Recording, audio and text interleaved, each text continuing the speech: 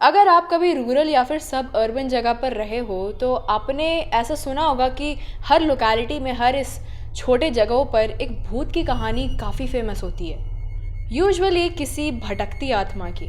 ये कहानियाँ एक रियल लाइफ से इंस्पायर्ड होकर के एक भूत की कहानी बन जाती है। लाइक फॉर एग्जाम्पल कि एक बार एक बरगद के पेड़ के पास एक औरत रहा करती थी और एक बार उसके पति ने उस पर चीट किया था, जिसके बाद उसने खुद को उस बरगद के पेड़ पर लटका करके मार लिया था। और उस दिन के बाद से वो औरत उस बरगद के पेड़ के आसपास घूमती रहती है और उसे जो भी मैरिड कपल दिखता है वो उसे मार डालती है।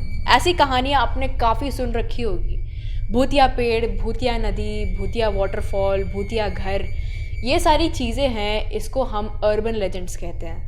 अब ज़रूरी नहीं है कि हर अर्बन लेजेंड भूत प्रेत से ही रिलेटेड हो, लेकिन अक्सर अर्बन लेजेंड्स भूत प्रेत से ही रिलेटेड होते हैं क्योंकि लोगों को भूत प्रेत से रिलेटेड बातें जानने में काफ़ी शौक होता है compare to non paranormal incidences. इसमें से अधिकतर कहानियाँ तो स्ट्रेट अप बकवास होती है, लेकिन आज के इस वीडियो में हम कुछ ऐसे अर्बन लेजेंड्स डिस्कस करेंगे जो प्रूव किए गए हैं, like people have actually seen that, and उसको सुन करके आपके होश उड़ जाएंगे। The fact that these stories are true makes it more scary than the actual story. So या आज का ये वीडियो काफ़ी ज़्यादा इंटरेस्टिंग होने वाला है। Do not miss any stories. We will be discussing 5 stories today and all 5 of them are proven. Now at the end ये चीज़ें रियल है कि नहीं ये मैं आप पे छोड़ूंगी। सो या do not miss any part of this video, and with that let's get started.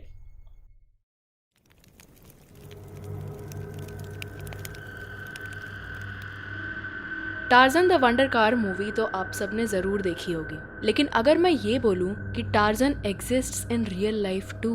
Rajasthan में एक जगह है रोपर, जहाँ पर एक मंदिर बना है, जहाँ पर 350 सीसी का ये रॉयल इनफील्ड बुलेट बाबा नाम से जाना जाता है और उसकी लोग पूजा करते हैं। आप मानोगे नहीं, लेकिन दूर दूर से लोग आते हैं इस बुलेट की पूजा करने के लिए, और इस बुलेट को बुलेट बाबा के नाम से जाना जाता है। ये माना जाता है कि बांगदी टाउन से लेकर के चोटीला के बीच वाले रास्ते में जो भी एक्सीडेंट होता है उसे होने से ये बुलेट बाबा बचाता है, और जो भी एक्सीडेंट विक्टिम्स होते हैं उनकी ये हेल्प करता है। सुनने में तो ये काफ़ी पेचीदा सा लग रहा होगा, बट इट इज़ रियल।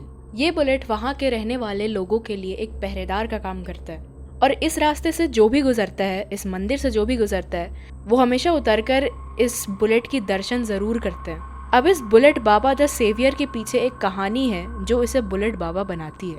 अब असल में ये बुलेट राजस्थान के एक लोकल पॉलिटिकल लीडर के बेटे ओम सिंह राठौड़ की थी, जो एक दिन अपने इस बुलेट पर बैठ करके बांगदी टाउन से चोटीला जा रहे थे, लेकिन रास्ते में उनका एक बहुत खतरनाक एक्सीडेंट होता है, जिसके कारण उनकी वहीं पर स्पॉट डेथ हो जाती है।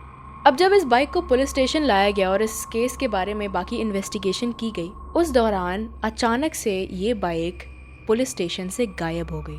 बहुत खोजने के बाद ये बुलेट उसी जगह पर मिला जिस जगह पर ओम सिंह का एक्सीडेंट हुआ था। जितनी बार इस बाइक को पुलिस स्टेशन लेकर के लाया गया, उतनी बार ये अचानक से पुलिस स्टेशन से गायब हो जाती थी। लोगों ने अब ये मानना शुरू कर दिया था कि इस बाइक के ऊपर अब ओम सिंह की आत्मा सवार है, और इसीलिए एज ए मेमोरियल इस बाइक को उसी जगह पर रखना चाहिए जिस जगह पर ओम सिंह आखिरी बार मिले थे, जो था उनका एक्सीडेंट स्पॉट।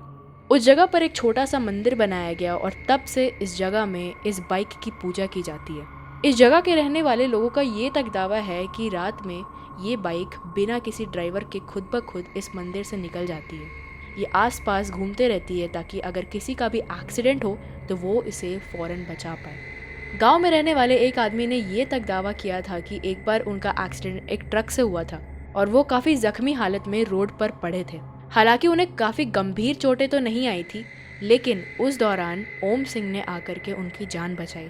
ओम सिंह को ओम बन्ना बुलाया जाता है या ओम बान्ना बुलाया जाता है। I don't know if I am pronouncing it right. बन्ना जो शब्द होता है वो राजस्थान में राजपूतों के लिए यूज़ किया जाता है। अब जो लोग भी इस रास्ते से गुजरते हैं, जिस रास्ते पर ये मंदिर है, वो लोग अक्सर इस मंदिर के दर्शन कर लेते हैं, प्रार्थना कर लेते हैं, और ऐसा माना जाता है कि अगर जो इंसान इन बुलेट बाबा से आशीर्वाद नहीं लेकर के जाएगा, उनकी जो पूरी जर्नी होती है वो काफ़ी खतरनाक होती है।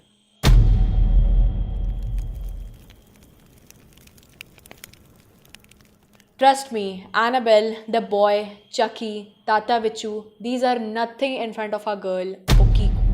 1918 में जापान में रहने वाला एक 17 साल का लड़का आइकीची सुजुकी एक एग्जीबिशन में गया था, जहां उसकी नज़र पड़ती है एक 40 सेंटीमीटर डॉल पे।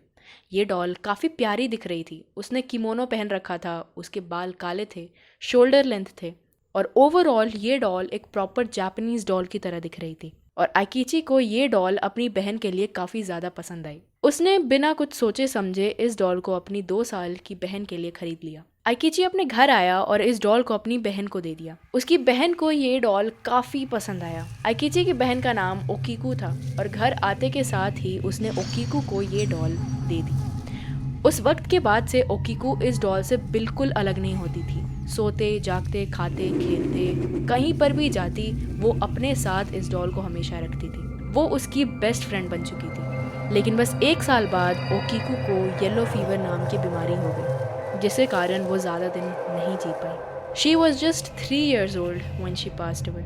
ओकीकू के पेरेंट्स का ये प्लान था कि वो इस डॉल को ओकीकू के साथ ही बरी करे, लेकिन वो ऐसा नहीं कर पाए। इसीलिए उन्होंने इस डॉल को अपने साथ अपने घर पर रखने का सोचा। अब कुछ समय बाद ओकीकू के पेरेंट्स ने एक बहुत ही अजीब चीज़ नोटिस की। जब यह गुड़िया इस घर पर लाई गई थी तब इसके बाल शोल्डर लेंथ थे, लेकिन अब इसके बाल शोल्डर लेंथ नहीं थे। उसके बालों में स्प्लिट एंड्स था और ये कम से कम नहीं तो कमर के लेंथ जितना बढ़ चुका था।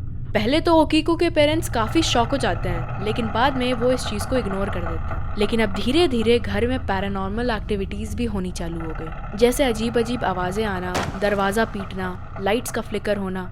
कभी कभी ये डॉल अपनी जगह से गायब तक हो जाती थी। ओकीकू के पेरेंट्स ने काफ़ी बार इस डॉल के बाल काटने की कोशिश की, लेकिन वो कुछ ही महीनों में वापस से बढ़ जाते हैं। अब ओकीकू के पेरेंट्स को ओकीकू के सपने आने लगे थे, जिससे उन्होंने ये मान लिया कि इस डॉल के ऊपर अब ओकीकू की स्पिरिट आ गई है।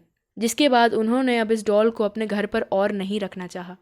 ओकीकू की फैमिली ने फाइनली इस डॉल को जापान के होकाइडो के मेनेंजी टेम्पल में दे दिया, जहाँ पर इस डॉल को सबसे अलग रखा गया है। इससे ज़्यादा शॉकिंग ये बात है कि इस डॉल के बाल अभी तक पड़ते हैं।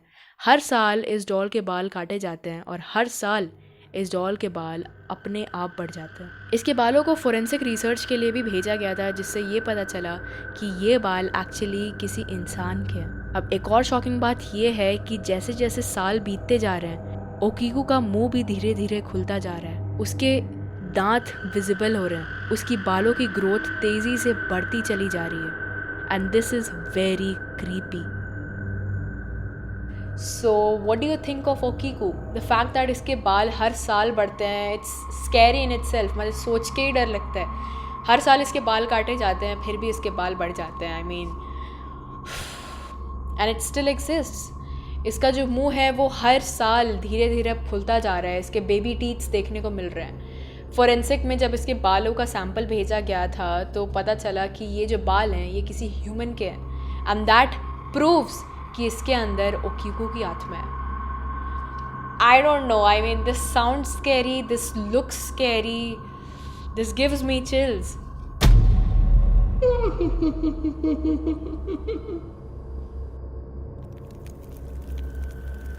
जस्ट इमेजिन आप रात में कहीं जा रहे हो और रास्ते में आपको एक ऐसा दिखने वाला आदमी मिले।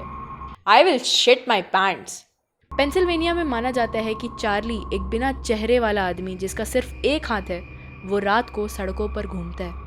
और अगर कोई भी इंसान इसका चेहरा देख ले तो नहीं तो चार्ली उस इंसान को खुद मार देता है, नहीं तो उस इंसान का भी चेहरा ठीक चार्ली की तरह पिघल जाता है, और नहीं तो किसी किसी केसेस में वो इंसान किसी बीमारी के कारण इवेंचुअली मर जाता है। 1919 को एक 8 साल का रे रॉबिन्सन नाम का लड़का अपनी बहन और कुछ दोस्तों के साथ घूमने गया था। उसे रास्ते में एक पेड़ मिला जहाँ उसने एक चिड़िया का घोंसला देखा। उसे दूर से ही वो घोंसला काफ़ी ज़्यादा इंटरेस्टिंग लगा। रे को उस चिड़िया के घोंसले के पास जाना था। अब ये पेड़ एक अबैंडन ट्रॉली ट्रेसल के ठीक बगल में था, तो पेड़ में चढ़ना काफ़ी ज़्यादा आसान लग रहा था। अब इस पेड़ को बिना ट्रॉली ट्रेसल के चढ़ना काफ़ी ज़्यादा नामुमकिन था, इसीलिए रे ने इस ट्रॉली ट्रेसल का सहारा लिया। अब इस ट्रॉली ट्रेसल के सहारे रे पेड़ पर तो ज़रूर चढ़ा, लेकिन वो अचानक से डिसबैलेंस हो गया। अब उतने में ही उसके एक हाथ ने पास वाले वायर को पकड़ा, जिसके कारण रे को एक काफ़ी ज़ोर का झटका लगा और रे नीचे गिर गया। वो तार उस ट्रॉली ट्रेसल की ही थी। भले वो ट्रॉली ट्रेसल अबैंडन थी, लेकिन वो तार में अभी भी बिजली दौड़ रही थी। इस एक्सीडेंट के कारण रे का एक हाथ और उसका पूरा मुंह पिघल गया, लेकिन रे वॉज लकी इनफ कि उसकी एटलीस्ट जान बच गई। लेकिन इस इंसिडेंट के बाद उसकी पूरी जिंदगी बदल गई।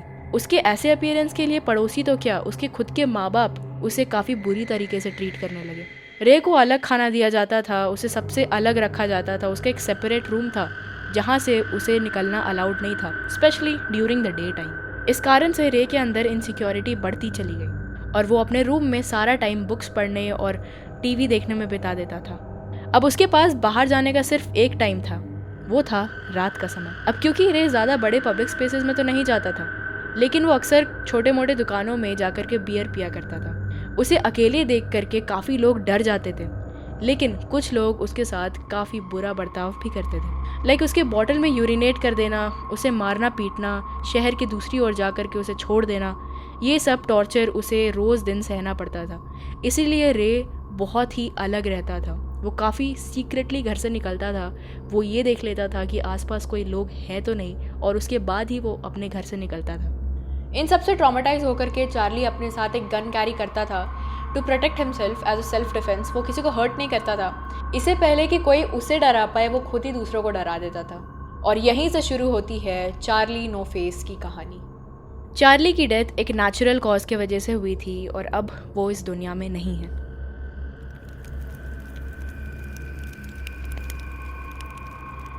मेघालय के चेरापूंजी के इलाके में एक काफ़ी ऊंचा फॉल है नोकालिकाई फॉल्स, जो इंडिया के टॉप 5 टॉलेस्ट वाटरफॉल्स में गिना जाता है। और हमारा अगला अर्बन लेजेंड इसी नाम के ऊपर बेस्ड है।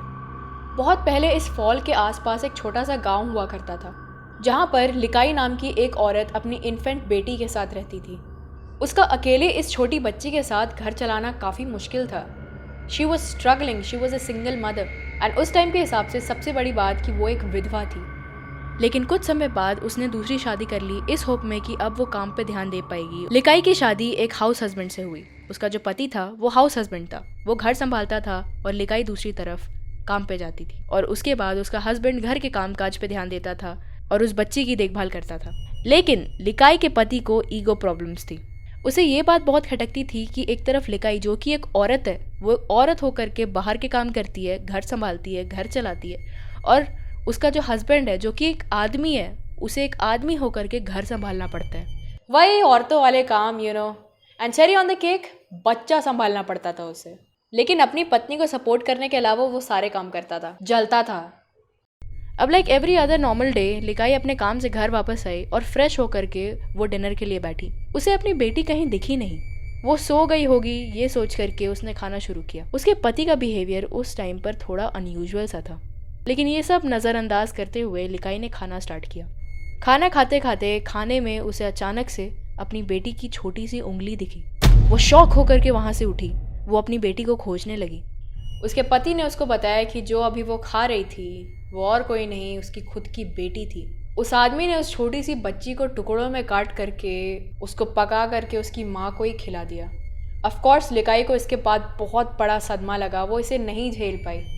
इस दुख में उसने उस फॉल से छलांग लगा दी, जिसके बाद से इस फॉल का नाम पड़ा नोकालिकाई फॉल। नोकालिकाई का मतलब होता है जंप ऑफ लिकाई। अब ये एक हॉरर स्टोरी तो नहीं है, लेकिन ये खुद में एक हॉरर स्टोरी है। मतलब ऑफ कोर्स अर्बन लेजेंड्स अब किसी के बनाए ही गए होते हैं, इसका एक्चुअल होना, सच होना is very rare, but this is how Nohkalikai Falls got its name, which is disturbing itself.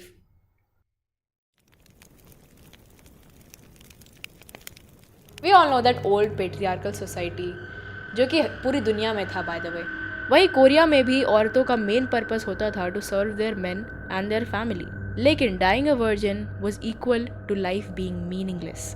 Fear of dying a virgin was a thing in Korea, और यहीं से कॉन्सेप्ट शुरू हुआ वर्जिन कोरियन घोस्ट्स का।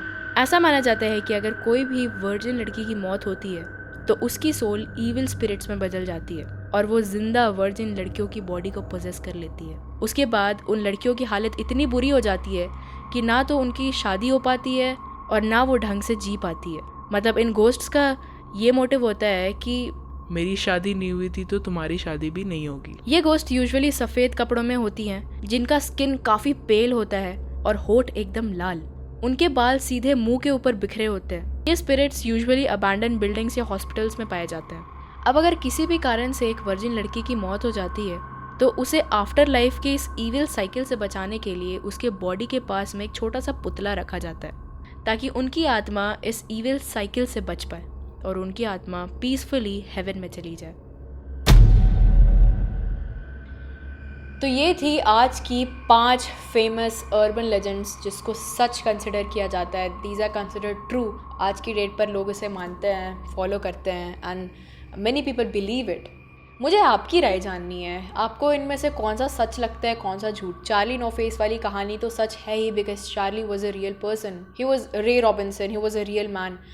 But what about rest of the 4? I mean, I want to know your opinions. I'm eager to know. So do leave them down in the comment section below. You're free to do that. अगर आपको कुछ suggestion देना है मेरे को तो आप उसको भी comment section में ही डालना. So that is it for this video. I hope you like this video. And with that, I will see you in my next video then. Bye bye.